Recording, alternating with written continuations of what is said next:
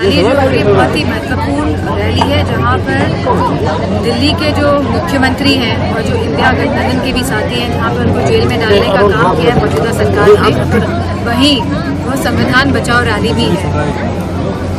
अंतिम संस्कार में कल मुख्तार अंसारी के अंतिम संस्कार में डीएम द्वारा मिट्टी देने से रोका गया था और कहा गया था कि धारा 144 लागू है। मैं समझती हूँ लास्ट रिचुअल्स होते हैं किसी भी के भी हो, करना एक बहुत ज़रूरी होता है। और इस तरह की जो बात आप कह रहे हैं अगर करी गई है तो बहुत ही गलत बात करी गई है, क्योंकि अंतिम दर्शन जिसको भी देने हैं, हमारी संस्कृति हमारे धर्म में भी है कि राष्ट्र रिचुअल्स होने चाहिए, शांतिपूर्ण तरीके से होने चाहिए। मैडम, जो गठबंधन की रैली आज हो रही है उसको लेकर सुधांशु त्रिवेदी ने आरोप लगाया कि जो लोग रैली में शामिल हो रहे हैं वो सब पाखंड है, क्या कहेंगे? मैं समझती हूँ अगर आप जितने भी नेताओं को देख लें जो भाजपा में गए हैं, तो भाजपा तो एक वॉशिंग मशीन है, यहाँ जाकर सभी जो नेता भाजपा में जाते हैं उनके जितने भी कर्म और कांड होते हैं सब मिल हो जाते हैं और वो एकदम स्वच्छ होके निकलते हैं। तो मेरा मानना है कि ऐसी भाजपा जो प्रोपेगेंडा के थ्रू ही पूरा काम कर रही है, जो धरातल में लोगों की समस्याओं का कोई निवारण नहीं कर रही है, इस सरकार के बारे में जितना कहें उतना कम है। मैडम, पल्लवी पटेल और ओवैसी आज प्रेस कॉन्फ्रेंस करने, गठबंधन प्रेस कॉन्फ्रेंस करने वाले हैं, दोनों एक साथ हो गए हैं। नहीं, अच्छी बात है, अगर प्रेस कॉन्फ्रेंस कर रहे हैं तो करें प्रेस कॉन्फ्रेंस। स्वामी प्रसाद मौर्य अलग से चुनाव लड़ने जा रहे हैं, 2 सीटों पर उन्होंने स्वामी प्रसाद मौर्य अलग से चुनाव लड़ने जा रहे हैं। गठबंधन को क्या नुकसान पहुंचा? बहुत अच्छी बात है, क्योंकि भारत एक लोकतांत्रिक देश है और सभी को चुनाव लड़ने का, अपनी पार्टियों को लड़ाने का पूरा हक है, अधिकार है। आपको नहीं लगता है वो इंडिया गठबंधन का नुकसान कर रहे हैं? मैं नहीं समझती हूँ, क्योंकि लोग बहुत सचेत हो गए हैं और लोग पूरे पीडीए के साथ हैं। और मुझे खुशी है कि आज भी जो सभा में सब लोग आए समझ रहे हैं कि हालात कितने नाजुक हैं पूरे प्रदेश में।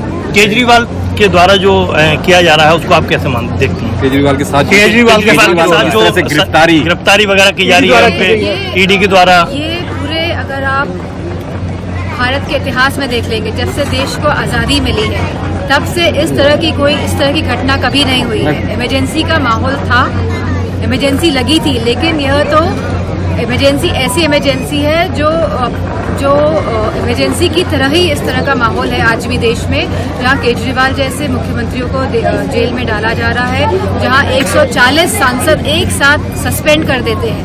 तो मैं समझती हूँ बहुत ही नाजुक हालात है देश में। सांसद जब इलेक्शन आता है तभी भाजपा इस तरीके की ईडी, सीबीआई वगैरह जांच के अधिकारी आगे कर देती है। कैसे देखते हैं कि कैसे ईडी और सीबीआई के माध्यम से भारतीय जनता पार्टी ने चंदा भी वसूला है, और लोग समझ रहे हैं कि ये जो ईडी और सीबीआई हैं, जो इंस्टीट्यूशंस हैं जिनको किसी भी पार्टी की तरफ झुकना नहीं चाहिए, ये पूरी तरह भाजपा की तरफ और भाजपा के इशारों पे ही काम करते हैं। मुख्तार अंसारी की मौत को लेकर क्या कहेंगे? जो इलेक्ट्रोल बोर्ड के जो भाजपा ने लिए उसका कोई हिसाब देगी क्या? मैं समझती हूँ पूरी देश के सामने सच्चाई है, पूरे देश के लोग जानते हैं कि कैसे भाजपा ने इलेक्टोरल बॉन्ड्स के नाम में लोगों से चंदा वसूली करी है। इस तरह बड़े बड़े जो फार्मास्यूटिकल कंपनीज हैं, जब इंजेक्शन की बात हुई थी तो लगातार इन कंपनीज के माध्यम से भाजपा के अकाउंट में पैसा गया है, और फिर इन कंपनीज को परमिशन मिली है कि वो इंजेक्शन लगा सके कोविड के टाइम पे। तो मैं समझती हूँ जनता सब जान रही है इस बात। मैं मुख्तार अंसारी की मौत को लेकर क्या कहेंगे? जिस तरीके से संदिग्ध परिस्थितियां बताई जा रही हैं और उन्होंने मुख्तार अंसारी की मौत को लेकर जो बता रहे हैं संदेह, उसके परिवार वाले आरोप लगा रहे हैं। परिवार वाले आरोप लगा रहे हैं तो जो भी उनके आरोप है सरकार को, और यह बात एकदम साफ तरीके से रखनी चाहिए। जो लोग संचिता की बात करते हैं, प्रारब्ध की बात करते हैं, तो यह भी जान लें कि जहाँ एक तरफ दृश्यत कर्मफल है, वहीं अदृश्यत कर्मफल भी है।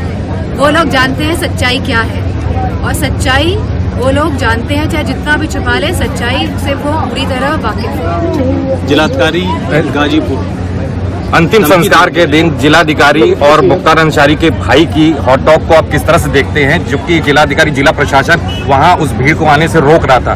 मौत के बाद अंतिम संस्कार में इस तरह की रुकावट को किस तरह से? कि अब सरकार में अंतिम संस्कार में किसी भी तरह की रुकावट नहीं पैदा करनी चाहिए थी प्रशासन की तरफ से। प्रशासन को वहाँ पे सुनिश्चित करना चाहिए था कि सब लोग शांतिपूर्वक ढंग से अंतिम संस्कार में शामिल हैं। आज जिस तरह से गठबंधन की रैली दिल्ली में हो रही है, मैडम एक मिनट, पीडीए लगातार जो आज जिस तरह से गठबंधन की महारैली दिल्ली में देखने को मिली है, क्या संदेश था कि केजरीवाल के खिलाफ उसका रोष दिखाने के लिए था, या आगामी चुनाव के लिए ये रणनीति तैयार की जा रही थी, अपना दमखम दिखाने के लिए प्रयास किया गया है? मैं समझती हूँ कि ये संविधान बचाओ रैली थी, और जहाँ भाजपा के लोग कह रहे हैं कि दोबारा आने पे हम संविधान को बदल देंगे, और जहां मुख्य जो नेता है उनको जेल में डालने का काम कर रही है मौजूदा सरकार, तो मैं समझती हूँ दोनों के विरोध में यह रैली थी। भाजपा के लोग कह रहे हैं कि